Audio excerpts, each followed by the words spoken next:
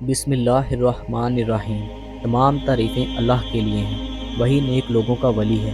میں گواہی دیتا ہوں کہ اللہ کے سوا کوئی بھی معبود برحق نہیں، وہ یکتا ہے، اس کا کوئی شریک نہیں۔ اور میں یہ بھی گواہی دیتا ہوں کہ ہمارے نبی حضرت محمد صلی اللہ علیہ وآلہ وسلم اللہ کے بندے اور اس کے رسول ہیں۔ یا اللہ ان پر، ان کی آل اور تمام صحابہ کرام پر رحمتیں، سلامتی اور برکتیں نازل فرما۔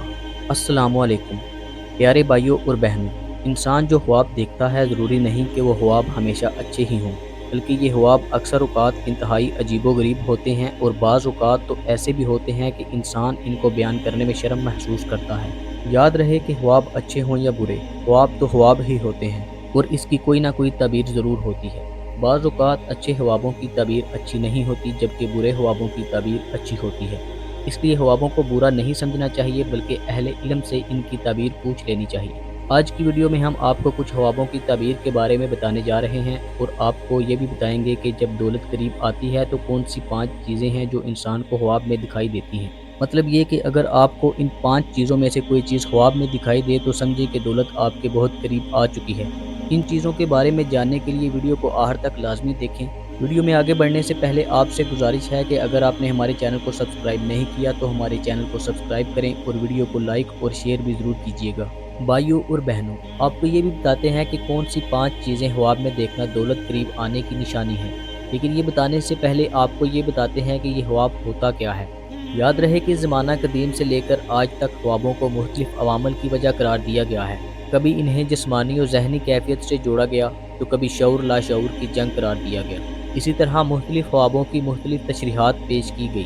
انسان اکثر اوقات نیند کی حالت میں بہت سی ایسی چیزیں دیکھتا ہے جو بیداری اور جاگنے کی حالت میں نہیں دیکھ سکتا۔ عرف عام میں اس کو خواب کے الفاظ سے تعبیر کیا جاتا ہے۔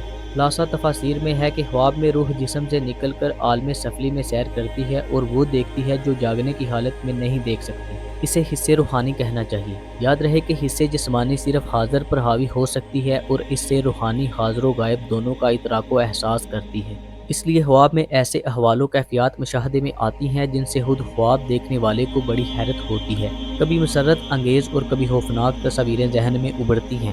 بیداری کے ساتھ یہ تمام کہانی یا قلہت مٹ جاتی ہے۔ قرآن کے متعدد مقامات میں مختلف نوعیت سے خوابوں کا تذکرہ کیا گیا ہے، اور احادیث میں رسول اکرم صلی اللہ علیہ وآلہ وسلم نے اس کی تفصیل بیان فرمائی ہے، جس سے معلوم ہوتا ہے کہ خواب کا وجود سچ ہے۔ حضرت ابو سعید خدری رضی اللہ تعالیٰ عنہ رسول اکرم صلی اللہ علیہ وآلہ وسلم کا ارشاد نقل کرتے ہیں کہ آپ صلی اللہ علیہ وآلہ وسلم نے ارشاد فرمایا، رات کے آخری حصے کا خواب زیادہ سچا ہوتا ہے، کیونکہ پچھلا پہر عام طور پر دل و دماغ کے سکون کا وقت ہوتا ہے۔ اس وقت نہ صرف یہ کہ خاطر جمی حاصل رہتی ہے، بلکہ وہ نزول ملائکہ سعادت، قبولیت، دعا کا وقت بھی ہوتا ہے۔ اس لیے اس وقت کا دیکھا ہوا خواب زیادہ سچا ہوتا ہے۔ تاہم کسی خواب کے بارے میں یقین کے ساتھ نہیں کہا جا سکتا کہ یہ خواب سچا ہے، اور اس کا وقوع یقینی ہے، اس لیے کہ اچھا خواب اللہ کی طرف سے محض ایک رہنمائی ہوتے ہیں، حجت شرعی نہیں۔ معلوم ہوا کہ خواب اللہ تعالیٰ کی طرف سے انسان کے لیے کوئی اشارہ ہوتے ہیں، تو ایسے میں چاہیے کہ خواب کی تعبیر ہمیشہ کسی سمجھ اور علم رکھنے والے شخص سے پوچھ لینی چاہیے۔ ہر کسی کے سامنے اسے بیان کرنے سے اجتناب کرنا چاہیے۔ پیارے بھائیوں اور بہنوں، ہم آپ کو چند چیزوں کی تعبیر بھی بتائیں گے، لیکن پہلے آپ کو ان 5 چیزوں کے بارے میں بتاتے ہیں جو دولت کے قریب آنے کی نشانی ہے۔ کہتے ہیں کہ دولت قریب آتی ہے تو 5 چیزیں خواب میں نظر آنا شروع ہو جاتی ہیں۔ پہاڑ دیکھنا یا پہاڑ پر چڑھنا، مچھلی دیکھنا یا مچھلی کھانا، خواب میں تخت دیکھنا، یا جس شخص نے خواب میں گھوڑا یا اونٹ کبھی دیکھ لیا تو سمجھے کہ یہ دولت قریب آنے کی نشانیاں ہیں۔ بھائیوں اور بہنوں، آپ نے 5 چیزیں ملاحظہ کی جو خواب میں دیکھنے کا مطلب ہے کہ دولت قریب آ چکی ہے۔ چلیے اب آپ کو چند تعبیرات کے بارے میں بتاتے ہیں جو نہایت دلچسپ ہیں۔ خواب میں پیسہ دیکھنا۔ حضرت ابن سہرین رحمۃ اللہ علیہ فرماتے ہیں کہ خواب میں پیسہ جنگ اور خصومت ہے۔ اگر دیکھیں کہ اس کے پاس پیسہ ہے، دلیل ہے کہ کسی سے جھگڑا کرے گا، اور اگر دیکھیں کہ اس کے پاس بہت سے پیسے ہیں، دلیل ہے کہ سخت غم میں مبتلا ہوگا، اور اگر دیکھیں کہ پیسے اپنے گھر سے باہر ڈالے ہیں، دلیل ہے کہ غم سے نجات پائے گا۔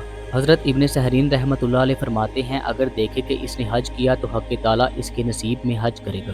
اگر بیمار یہ خواب دیکھے تو شفا پائے گا۔ اگر قرض دار دیکھے تو قرض سے فارغ ہوگا۔ اگر مسافر دیکھے تو وطن کو سلامتی سے واپس آئے گا۔ خواب میں قرآن مجید دیکھنا۔